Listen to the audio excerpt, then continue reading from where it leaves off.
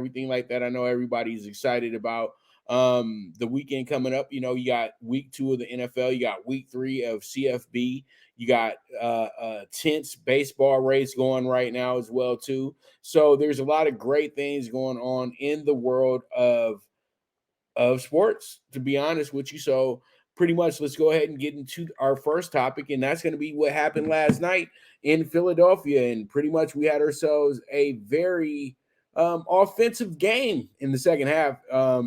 Eagles win 34-28 after forcing the Vikings into 420 turnovers and dominating in the run game.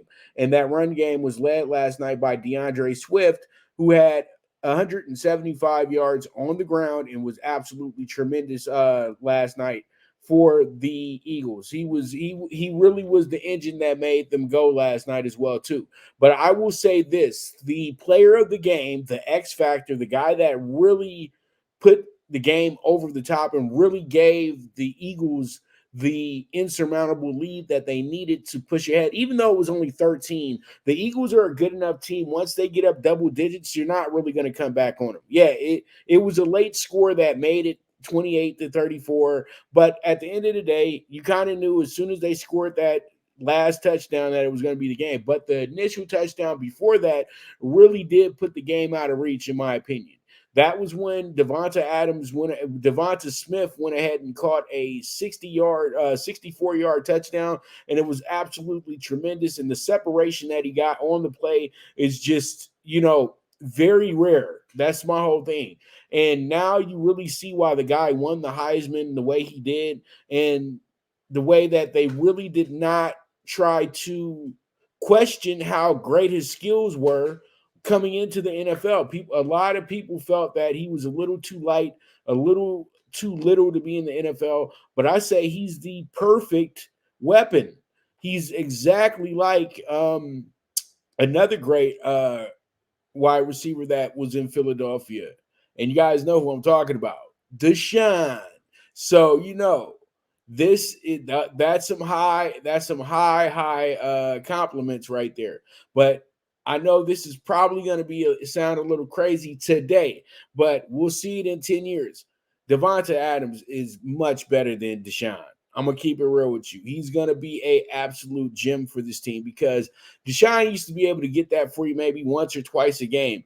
Really, with Devonta, if you didn't have A.J. Brown and had another receiver on that side, he still is going to get his separation.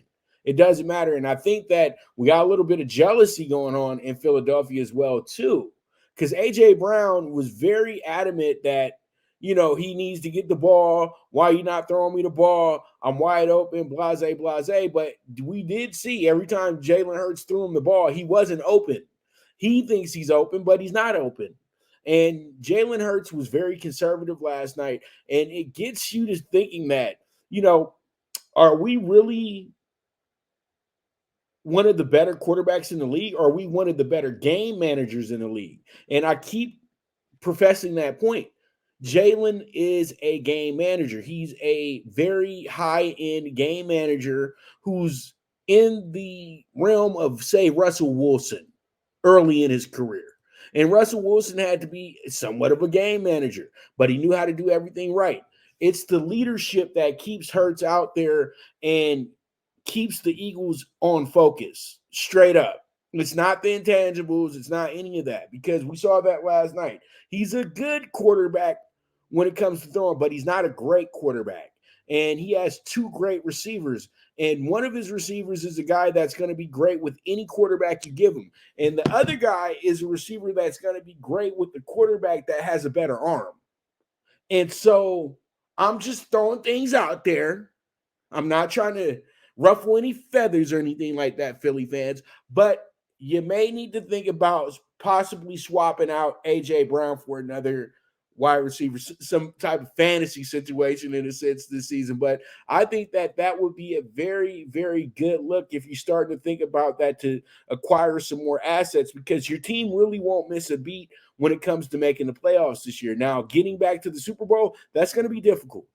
I can see it today that it's going to be a very difficult situation. They're going to still be really good, but if we really put these two teams together, them and the Cowboys, at the end of the day, the Cowboys going into this week are a better team because their defense back end is much better at this point, or from what we saw in week 1. But if that's the hold up for this season, the Eagles are in trouble when they play these guys. I'm keeping it dead real, dead honest with you. And I know that this is going to be a season that's going to have a lot of turns, ups and downs for literally all these teams that are sitting at the top. It's not going to be a runaway season literally for anybody this year, in my opinion. You can see it now. Teams are going to have their issues week in, week out. Some teams might have a whole month of issues, but you have to just stay the course and make sure you win enough games to get to the playoffs. And once you get into the second season, you write your own destiny. It's either you can be put out early or you can be the Super Bowl champion. It's one or the other. All right. So with that, let's go ahead and move forward and get into our next topic at hand. And that's going to be this. That's going to be